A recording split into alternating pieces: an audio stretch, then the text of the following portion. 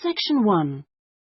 You will hear a woman calling a local museum about children's art and craft workshops. First, you have some time to look at questions 1 to 5.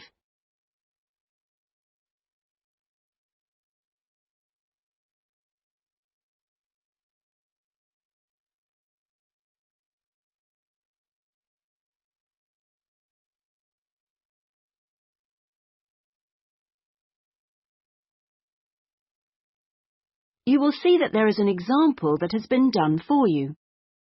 On this occasion only, the conversation relating to this will be played first. Good morning, Sidmouth Museum. Can I help you? Oh, yes. Good morning. I'm interested in the children's workshops, and I'd like a little more information, please.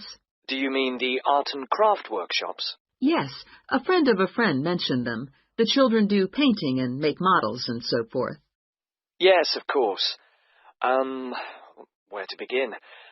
First of all, as you probably know, they run every Saturday. The workshops are organised every Saturday, so Saturday has been written in the space. Now we shall begin. You should answer the questions as you listen, because you will not hear the recording a second time. Listen carefully and answer questions 1 to 5. Good morning, Sidmouth Museum. Can I help you? Oh, yes. Good morning. I'm interested in the children's workshops, and I'd like a little more information, please. Do you mean the art and craft workshops? Yes, a friend of a friend mentioned them. The children do painting and make models and so forth. Yes, of course. Where to begin? First of all, as you probably know, they run every Saturday. Fine. And what about ages? Well, all ages from 5 upwards are welcome, though we do ask that children below 8 years of age are accompanied by an adult. Fine. That wouldn't be a problem. What about cost? Well, I think you'll find them very reasonable. It's £2.50 a child, with 80p off for 2 or more children from the same family. Oh, yes. Very reasonable. And are they held in the main museum? Not exactly. They're nearby. Could you give me the full address? I don't know the area very well. Yes. It's Winter House. Right. And that's in Tamer Street. Could you spell that, please? Yes. Tamer Street. Lovely. And I do need to tell you that there's a security entrance, so you need to press the green button for someone to let you in. Don't press the red button, please. But don't worry, it's all clearly labelled. Okay. And one more question. Is parking available nearby? We're driving in from out of town. Your best bet is to leave your car at the back of the library. On a Saturday morning, there are plenty of spaces there. It's right next door to the museum. And can I ask places? Yes, and I must tell you, you really should book by calling the education department here. Oh, I'm sorry. Should I have rung them instead of the main museum number? No, that's fine this time. Please don't worry. But for future reference, I'll give you the direct number. It's 200-765. Great. I've got that. Before you hear the rest of the conversation, you have some time to look at questions 6 to 10.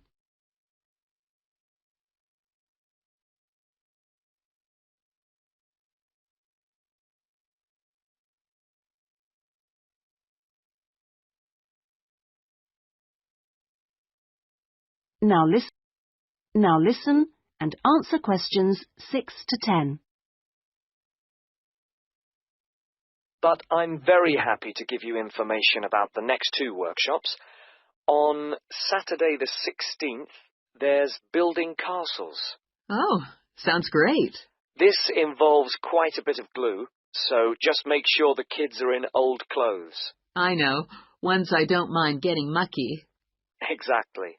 And if possible, could you bring along bottle tops, which the children might be able to use in the models, as decoration? We'll certainly try to find some for you. Then the following week... That'll be the 23rd, won't it? Yes, that's right. On that day, it's what we call undersea worlds. This is where they make scenes, underground caverns and so on. Is that likely to get very dirty? Lots of paint splashes?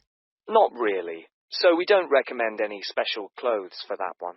But if you could search out some silver paper to bring along to use in the sessions, it's shiny, it looks like water, that'd be great. Yes, of course. We'll see what we can come up with. Well, thank you ever so much for all your help. The sessions sound really good, and I'll certainly book up for the next 2. Lovely. Thanks very much for ringing. Bye. Bye-bye. That is the end of section 1. You now have half a minute to check your answers.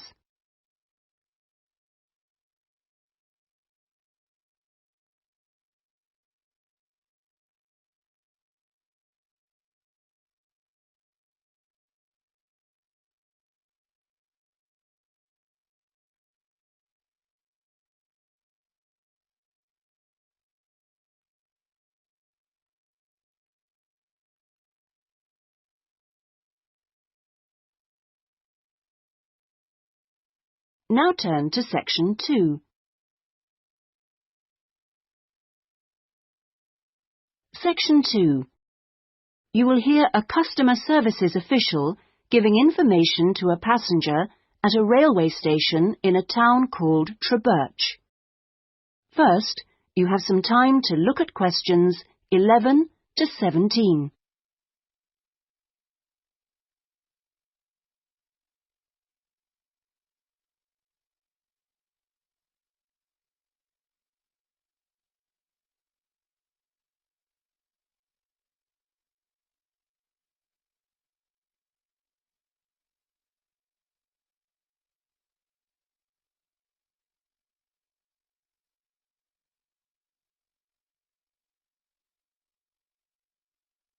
Now listen carefully and answer questions 11 to 17.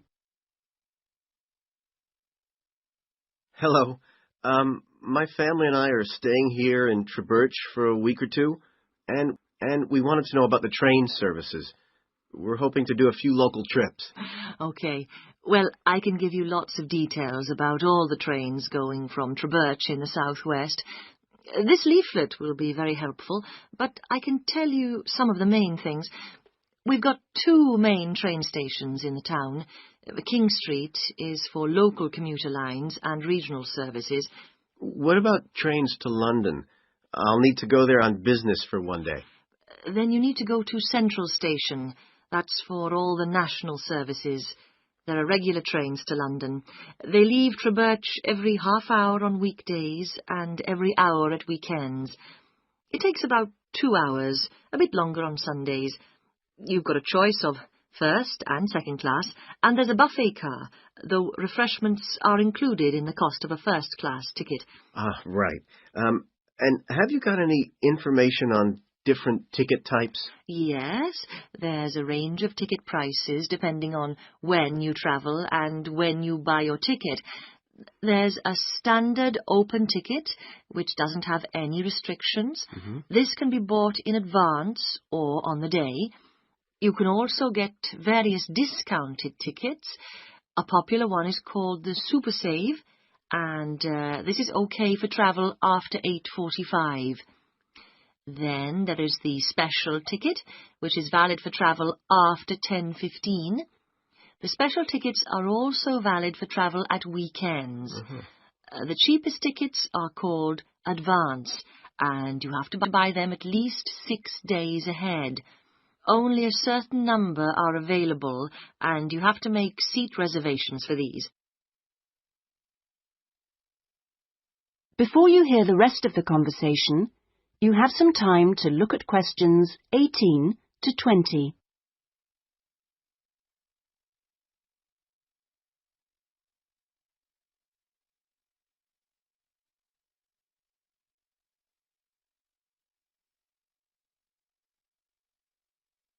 Now listen and answer questions 18 to 20.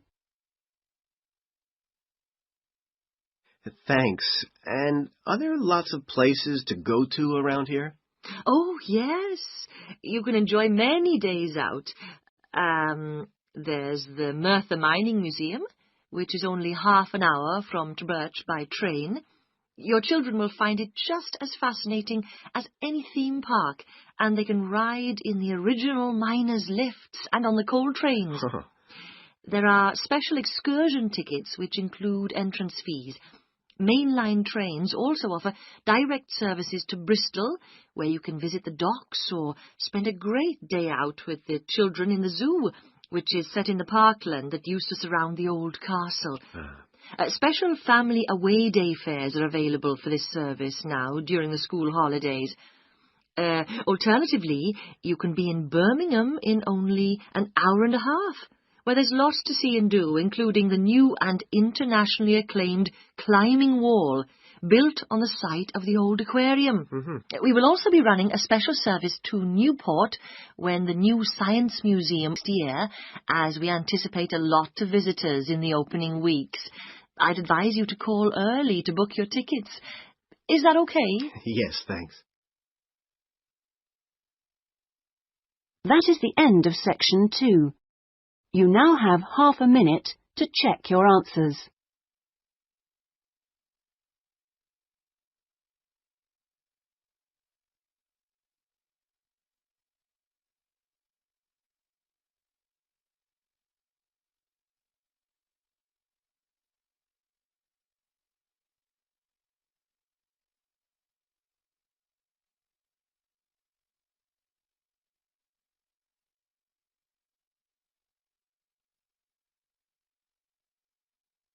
Now turn to section 3.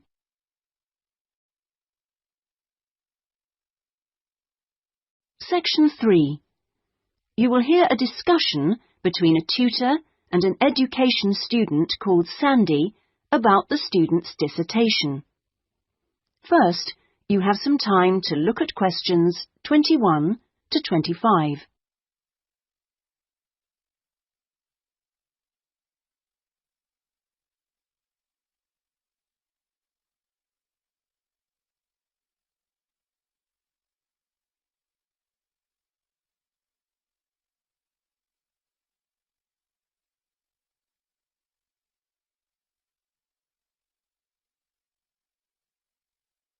Now listen carefully and answer questions 21 to 25. Hello, Sandy. How have you been getting on with your dissertation? Fine. And I've been working hard on the various action points we agreed on our last tutorial. Do you want to talk me through what you've done? Yeah, sure. Well, we agreed on 3 main targets for me to aim for. The first one was to find out about suitable data analysis software. Yes. And what I decided to do was to look through catalogues specialising in IT. That's a good idea. What did you come up with? I found the names of 2 promising ones. Right. But I also thought it'd be worthwhile talking to a lecturer. Oh, right. Who did you see? Jane Prince. Do you know her? She's in the computer centre? Yes, of course. She's the new head. Yes, well, she was very helpful. Oh, that's good. Did she suggest anything in particular? Yeah, she recommended software called VVAT and said I should book up for a couple of practice sessions using VVAT. Great. I'm sure you'll find them useful. And, of course, the second target was to draw up a serve list, which Yes, you emailed me it last week. Have you had a chance to look? Of course. I think it's good. Very much on the right lines. I'd say your first 2 sections are spot on. I wouldn't suggest that you change anything there, but in section 3 you really do need to have questions on teaching experience. Yeah, I was thinking that section looked a bit short. Right. And my third target was do further reading on discipline. Oh, yes. I mentioned a couple of writers, didn't I? Yes. Well, I got hold of the Banerjee, and I thought that was excellent, but I'm afraid I didn't manage to get hold of the essays about classroom management. You know, the ones by Simon Erickson. The bookshop said it was out of print, and the library doesn't have a copy. Oh, right. And I'm afraid I've lent my copy to another student. What I suggest you do is try the library again. This time apply for it through the service called Special Loans. Have you done that before? You're entitled to 6 books a year. Yes, no problem. That's what I'll do. So, lots of useful work done. Before you hear the rest of the conversation, you have some time to look at questions 26 to 30.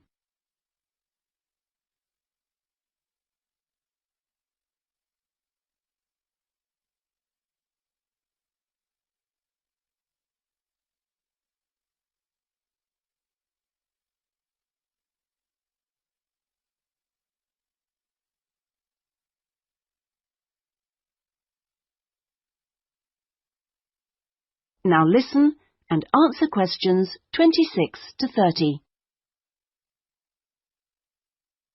So let's look at some new targets.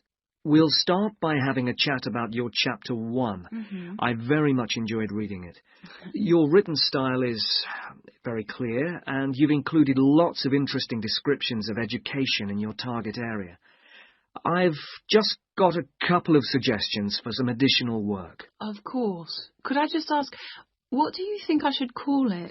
Well, I'd go for something like context review. What do you think? Well, short and to the point. Exactly. Now, as regards specific areas to work on, I'd be quite interested to have a few more statistics about the schools in the different zones. Oh, that wouldn't be a problem. I can get them from the internet. Great. And although you did make a reference to quite a few different writers, I think you should aim to cite more works written later than 2000. OK. That's more difficult, but I can try. When do you want that done by? Oh, it's not urgent. I should aim for the end of term. But in the meantime, I think you should also be thinking about Chapter 2. Should I be drafting it already? No, but I think you should note down its main sections. Yes. You know, I always find that the hardest part... I always find it helpful to put some ideas on index cards. Yeah. And then you can sort them and even lay them out on the floor. It's a real help. Well, I'll certainly try it. When would the deadline be for that? My advice would be to get it done before you embark upon the research. You can always change it later if you need to. OK. I'll get going on that then. That is the end of Section 3. You now have half a minute to check your answers.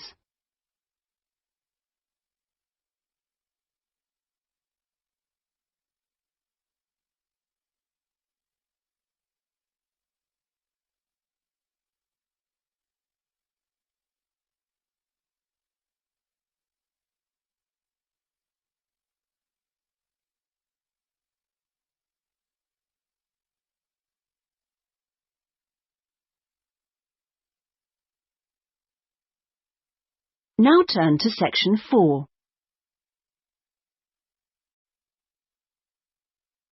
Section 4. You will hear part of a lecture about the history of moving pictures. First, you have some time to look at questions 31 to 40.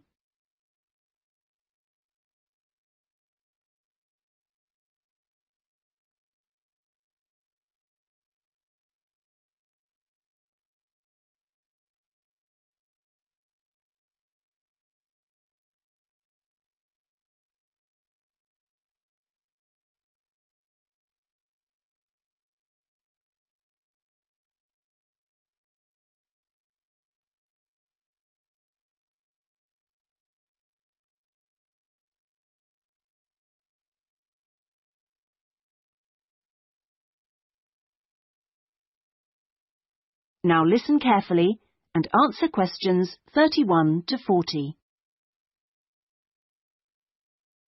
Many believe that the story first began in America in 1877, when 2 friends were arguing over whether a horse ever had all 4 feet, or hooves, off the ground when it galloped.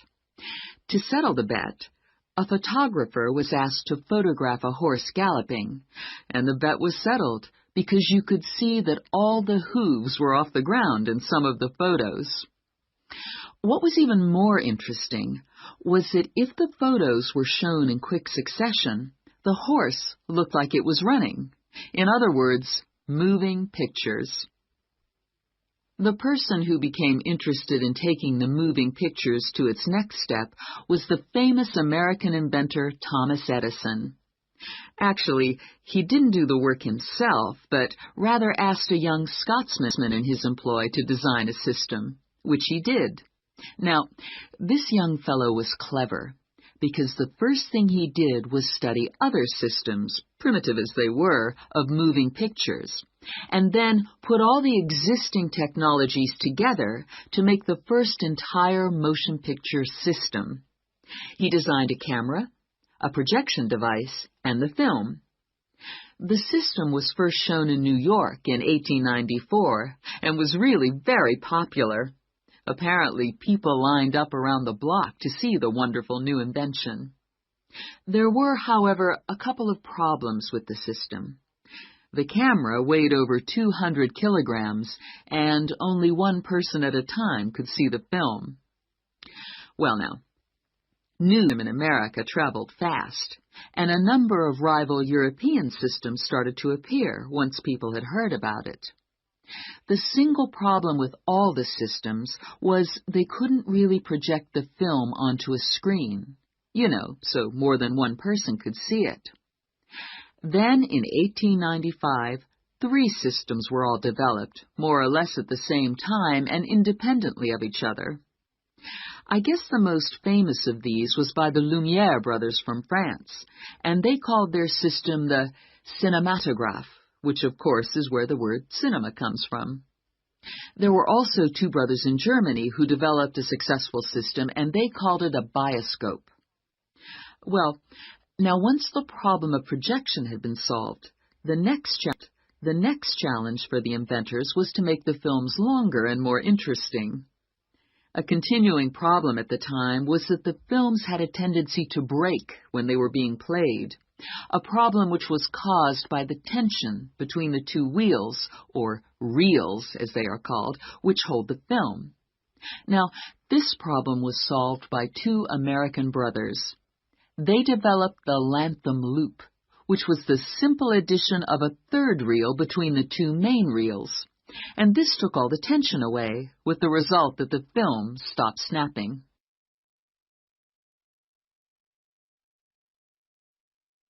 So now there was a real possibility of having films of more than 2 or 3 minutes, and this led to the making of the great train robbery, the Maid.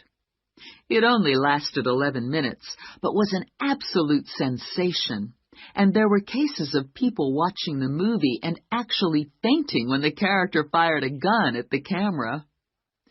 Almost overnight, movies became a craze, and by 1905, people in America were lining up to see movies in store theaters, as they were called then. I guess the next big step in terms of development of technology was to have people actually talking on the film. And the first step towards this was in 1926, when sound effects were first used on a film. It wasn't until the following year, however, that the first talkie, as they were called then, was made. This film featured actors speaking only during parts of the film, and was called The Jazz Singer.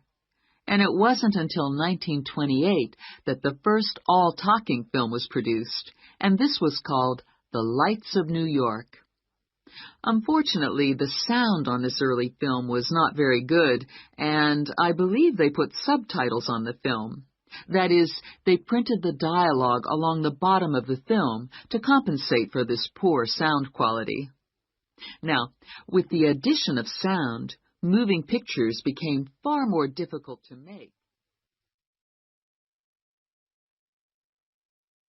That is the end of section 4. You now have half a minute to check your answers.